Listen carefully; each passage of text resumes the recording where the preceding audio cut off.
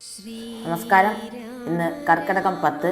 അമൃത ഡിജി മീഡിയയിലെ രാമായണ ദർശനത്തിലേക്ക് ഏവർക്കും സ്വാഗതം.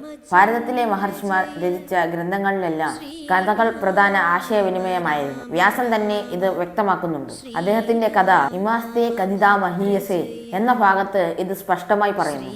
കഥകളല്ല പ്രധാനം, അതിലൂടെ അവതരിപ്പിച്ച തത്വമാണ് അറിയേണ്ടതും അനുഷ്ഠിക്കേണ്ടതുമെന്ന് ആദ്യകാവ്യമായ രാമായണവും അതുപോലെ മനസ്സിലാക്കേണ്ടതാണ്. കേരളത്തിൽ കർക്കിടകം രാമായണ മാസമായി മാറിയിട്ടുണ്ട്.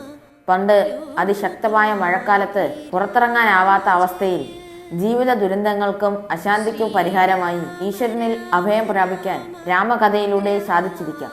ഇന്ന് സാഹചര്യം മാറി. മനുഷ്യന്റെ ചിന്തകൾ അതിഭൗതികതയിലേക്ക് കൂപ്പുകുത്തുകയാണ്. ഇവിടെ വാഗ്മിയുടെ പൂർവാവസ്ഥയെക്കുറിച്ച് ചിന്തിക്കുന്നത് ഗുണകരമാകും.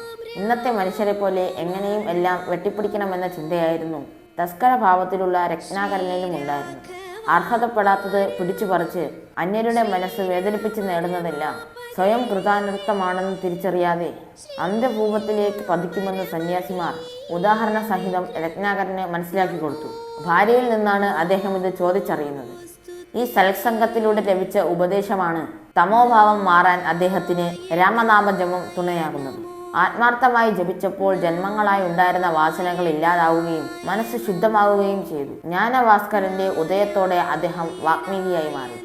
ഒരു മാസം രാമായണം വായിക്കുമ്പോൾ നമ്മിൽ ഈ രീതിയിലുള്ള ശുദ്ധീകരണ പ്രക്രിയ നടക്കുന്നുണ്ടോ എന്ന ആത്മപരിശോധന അനിവാര്യമാണ്. ഏത് പുണ്യ ഗ്രന്ഥ പാരായണത്തിലും ഈ ശ്രദ്ധ നമുക്കുണ്ടാകണം, അല്ലെങ്കിൽ അവ വെറും കഥകളായി അവശേഷിക്കും. തത്തെപ്പോലെ നമ്മൾ ജീവിത അവസാനം വരെ മനപ്പാഠം ചൊല്ലിക്കൊണ്ടിരിക്കും. അതുകൊണ്ടാണ് സമൂഹത്തിൽ ഭേദചിന്തകളും സ്വാർത്ഥതയും മാറാതെ നിൽക്കുന്നതും. ഉച്ചനീചത്വങ്ങൾ ലോകത്തെല്ലായിടത്തും ഒന്നുപോലെ കാണുന്ന പ്രതിഭാസമാണ്. ഉച്ചനീചത്വത്തെ ഇല്ലാതാക്കാൻ രാമായണ പാരായണം നമുക്ക് പ്രയോജനമാകട്ടെ. നിത്യജീവിതത്തിലെ പ്രതിസന്ധികളെ തരണം ചെയ്യാനും മാനസിക പ്രതിസന്ധികളെ അതിജീവിക്കാനും കഴിയണം. കാമക്രോധാദികളെ ഇല്ലാതാക്കി മാനവ ജന്മം കൊണ്ട് നേടേണ്ട പരമ്പൊരുളിനെ സാക്ഷാത്കരിച്ച് മനുഷ്യജന്മം കൃതാർത്ഥമാക്കാൻ ഏവർക്കും സാധിക്കട്ടെ എന്ന് പറഞ്ഞുകൊണ്ട് ഇന്നത്തെ എൻ്റെ വീഡിയോ അവസാനിച്ചിരിക്കുന്നു. പുതിയൊരു വീഡിയോയുമായി ഞാൻ വീണ്ടും വരുന്നതായിരിക്കും. ബൈ.